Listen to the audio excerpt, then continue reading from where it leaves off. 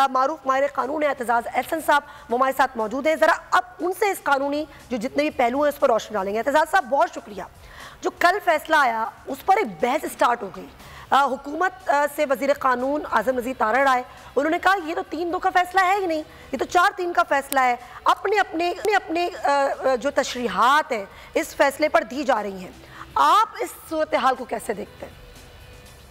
ये बड़ा मुश्किल बात है कि मुझे बड़ी मतलब तशवीश है और हैरत भी है कि चीफ वो अटॉर्नी जनरल और लॉ मिनिस्टर बाहर निकल के वो कहते हैं, सडनली एकदम ही कहते हैं कि ये 4 जजों ने फैसला दिया है और वो जिन्होंने हमारे हक में किया है वो 4 जज है और जिनमें 2 इस बेंच पे है ही नहीं, मौजूद ही नहीं। जो इनका कोई चीफ ये सुप्रीम कोर्ट में कोई प्रॉक्सी केस होगी नहीं चलती कि प्रॉक्सी तौर पे आप डाल लें वोट। इस तरह तो ये होगा कि अगर सुप्रीम कोर्ट का एक जज है वो दूसरे बेंच पे बैठे हुए हैं, इस बेंच पे नहीं है। इन्होंने इस बेंच पे उन्होंने बहस सुनी ही नहीं, जो फाइनल बहस हुई है इस बेंच पे वो खुद तस्लीम करते हैं उस फुट नोट पे, जो बड़ा मुतदारिया फुट नोट है, बट उस फुट नोट पे कि ये बेंच रिकॉन्स्टिट्यूट हुआ। जिस बेंच में वो बैठे हैं जब, तो वो चीफ जस्टिस साहब ने अनाउंस किया है कि बाय 3-2 मेजॉरिटी हमारा ये फैसला है, सुप्रीम कोर्ट का ये फैसला है। और वो 3/2 मेजॉरिटी में वो ना मेजॉरिटी में, वो माइनॉरिटी में है और वो 5 जजेस का बेंच है जो ये ऑर्डर अनाउंस कर रहा है। बिल्कुल। और ओपन कोर्ट में उनकी चीफ जस्टिस ने पढ़ के सुनाया, उन्होंने एतराज नहीं किया। वो जो जज साहिबान और उनको रिकॉन्स्टिट्यूट बेंच में उनकी अपनी रजा गुजरी थी कि जी आप हमें रखें या ना रखें, आप इसकी स्वाबदीद है। एक साहब ने तो ये कह दिया, दूसरे साहब निकल गए। अब वो रिकॉन्स्टिट्यूट हो गया बेंच। उस रिकॉन्स्टिट्यूटेड बेंच के सामने बहस हुई, सारी जमातों ने इकट्ठे होके आई, सारे वकला उन्होंने तरतीब से बहस की और अपना अपना मौक़िफ़ दिया। अब इन 2 जजेस ने तो सुना ही नहीं है केस, ये तो बेंच में ही नहीं है। तो फिर ये तो 4-3 का फैसला हुआ ही नहीं ना, ये 3-2 का हुआ। बड़ी क्लियरिटी कर दिया एतजाज़ साहब आपने। अब अगर हुकूमत को कोई इबाम है भी तो क्या वो रिव्यू पटिशन कर सकती है इस पर? नजरसानी की दरखास्त तो जरूर दे सकती है, इसमें कोई शक नहीं है। मैंने कभी नहीं कहा कि नजरसानी की दरखास्त नहीं दे। नजरसानी की दरखास्तें वैसे 99.9% जो है वो मुस्तरद ही होती हैं रिकॉर्ड को। 90 या 95% होगा अगर मैंने कुछ ज्यादा बयान कर दिया, बट ज्यादातर वो डिसमिस होती हैं और इसमें कोई रिव्यू की बात ही नहीं है। 90 दिन की मामला सब एग्री कर रहे हैं कि वो लिखा हुआ कॉन्स्टिट्यूशन में नॉट लेटर देन 90 डेज। वो आप पढ़ते हैं सिर्फ 224 को, जरा आर्टिकल 90 सब आर्टिकल 2 भी पढ़े, नॉट लेटर देन 92 जहाँ गवर्नमेंट की फॉर्मेशन का जिक्र है और नॉट लेटर देन 90 डेज, तो ये आइन में लिखा हुआ है। अब उसके बाद 90 डेज में अगर होना है तो इस वक्त तक बहुत सारा काम हो जाना चाहिए था। अब 90 डेज में 2, 4, 10 दिन की रियायत अगर सुप्रीम कोर्ट ने दे दी है तो वो भी मेरा ख्याल, मैं समझता हूँ कि बहुत फेवर दिखाया है चीफ इलेक्शन कमिश्नर साहब को, जिन्होंने अभी तक कोई काम ही नहीं किया इसके बारे में। वो यही रहते, ना प्रेसिडेंट से ने शराबत की है ना कुछ किया है। उन्होंने भी एक अपनी एक हाकमियत ही बना ली है, हाकिम है वो इस लिहाज से कि इलेक्शन के दौरान उनका बहुत अहम रोल है, कलीदी और सबसे अहम रोल है और इख्तियारात भी सबसे ज्यादा है। लेकिन ये तो नहीं कर सकते कि वो सफेद को स्याह और स्याह को सफेद कर दें। ये वो 2 जज साहिबान भी नहीं कर सकते। They can't be counted in the bench, जिस बेंच में वो मौजूद ही नहीं है, उनकी रूह नहीं आके बैठी है। राइट। अब ये जो सूरत हाल है जिसमें आपने खुद कहा कि भाई आपने तो वही फैसला करना है जो आइन में लिखा हुआ है। अब इलेक्शन कमीशन ने जो आज इजलास में कहा कि 90 रोज से मुमकिन नहीं है, अगर हुकूमत एतजाज़ साहब या इलेक्शन कमीशन कोई भी बहाना बनाता है तो ये तौहीन अदालत के जुमरे में नहीं आएगा?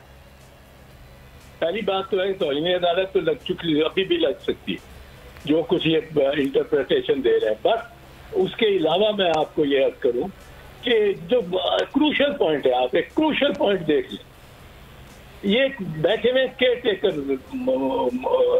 Regime, government, care taker cabinet, care taker cabinet सारी नामजद होती है, इलेक्टेड नहीं है, नामजद है, नामजद है।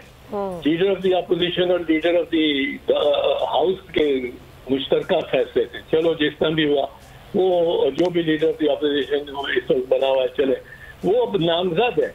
अब नामजद जो है हुकूमत, वो तो अपने पैराए के, अपने मैंडेट के एक दिन एक्स्ट्रा नहीं जा सकती, एक दिन एक्स्ट्रा नहीं जा सकती। 90 दिन हो गए तो खत्म, अगर कोई इलेक्शन नहीं हुआ तो खत्म। ये सुप्रीम कोर्ट ने दे दिए 10-12 दिन, 8-10 दिन ऊपर ज्यादा से ज्यादा।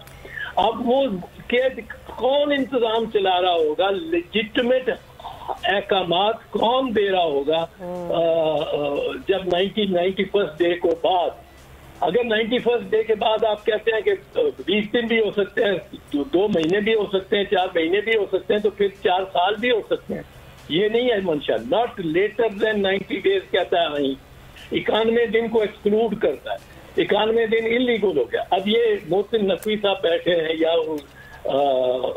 अपने जो आजम खान साहब है, ये 91st डे को क्या करेंगे? I am sure Azam Khan will move out. वो सीनियर ब्यूरोक्रेट रहे हैं, बड़े सीनियर आदमी हैं, ही जी मैं इस दिन के बाद नहीं, लेजिटिमेट ही नहीं, मेरा मैंडेट, मेरा इसके दिन के बाद इलेक्टेड वजीर आजम आना चाहिए। और वो अगर आप डाल लें कि एक जगह कहते हैं 14 दिन लगेंगे इलेक्शन के बाद इसको चीफ इलेक्शन कमीशन को रिजल्ट कंपाइल करते हुए, या ये कहते हैं कि 21 दिन होंगे, the parliament shall meet on the 21st day after the election. आप देखें कितना कि पार्लियामेंट इलेक्ट हो गई है तो उसको बुला ही नहीं रहा याहिया खान का इजरा। Parliament shall meet within 21 on the 21st day. On the 21st day it shall meet. On the 21st day after the election, unless sooner summoned by the president. तो वो 21 दिन भी चलो डाल लें, 21 दिन में यूं ही वो गवर्नमेंट ही नहीं होगी, इलेक्शन ही नहीं होगी, तो वो 21 दिन की ब्याज पैसा शुरू होगी। पर 21 दिन भी डाल लें, 111 दिन के बाद खत्म है ये। उसके बाद ये नहीं रह सकते जो है केयर टेकर। अगर ये केयर टेकर गैर फाल हो गए by process of operation of law and constitution, ये गैर फाल हो गए, तो इंतजाम पंजाब का या खैबर पख्तूनख्वा का कौन चलाएगा? खुदा ना खास्ता कोई और ही ना आके चलाना शुरू हो जाए। कॉन्स्टिट्यूशनल वॉइड आप क्रिएट कर रहे हैं। यहाँ बेस्ट आपके पास सिचुएशन है कि सुप्रीम कोर्ट का मेजॉरिटी का जो फैसला आ गया 5 मेंबर बेंच में, उसको आप चलने दें, खुदारा चलने दें, उस पर अमल होने दें, सुप्रीम कोर्ट की सुप्रेमेसी रहने दें, बजाय ये कि उसको अंडरमाइन करें आप, और अपने कोर्ट को भी करें और बाहर से भी ताकतें कर रही हो, अंडरमाइन कर रहे हो। ये इसको चलने दें, इलेक्शन हो जाने दें, इलेक्शन हो जाएगी। पीपल्स पार्टी ने तो कहा है कि हम इलेक्शन के लिए, बिल्कुल पीपल्स पार्टी तो बिल्कुल क्लियर है इस मामले में। एतजाज साहब आपने बहुत अच्छी तरीके से वजाहत कर दी है कानूनी तौर पर, बहुत शुक्रिया आपका। और एतजाज रहे हैं कि जब आइन के आर्टिकल 224 में ये लिखा है कि असेंबली डिसॉल्व होने का 90 रोज में इलेक्शन होना जरूरी है, नॉट लेटर देन 90 डेज, तो इलेक्शन तो करवाने पड़ेंगे। ये सुप्रीम कोर्ट का अक्सरियत का फैसला है, बहुत क्लियरिटी के साथ है। अब कुछ भी करे हुकूमत और इलेक्शन कमीशन। अगर आपको ये वीडियो पसंद आई है तो सब्सक्राइब करें और बेल आइकन पर क्लिक करें। उफ, क्या जुल्म है। बोल एक दफा फिर साजिशी अनासिर के निशाने पर। चीफ जस्टिस सुप्रीम कोर्ट का नाम लेकर को चेयरमैन बोल शुएब शेख को फ्री ट्रायल का मौका नहीं दिया जा रहा। तफ्तीशी ऑफिसर जो मुदई भी है अपना बयान रिकॉर्ड करवा चुका है कि कभी कोई जुर्म हुआ ही नहीं। एग्जैक्ट जो कुछ कर रहा था सब लीगल था। एग्जैक्ट के पास तमाम लाइसेंस थे। इस पर सितम जरीफी ये कि बरियत करने के बजाय केस दिनों नहीं घंटों के हिसाब से चलाया जा रहा है। फ्री ट्रायल की धज्जियां उड़ा दी गई। आइन में मौजूद इंफरादी हुकूक को पामाल किया जा रहा है। मुतल्लिका जज के खिलाफ चीफ जस्टिस के पास दरखास्त दायर कर दी गई है। चीफ जस्टिस से एक्शन लेने की दरखास्त है। बोल के खिलाफ इंतकामी कार्रवाइयां जोरों पर हैं। बोल का अदलिया की इज्जत के लिए खड़े रहने का अज़्म। बोल का अदलिया को सलाम।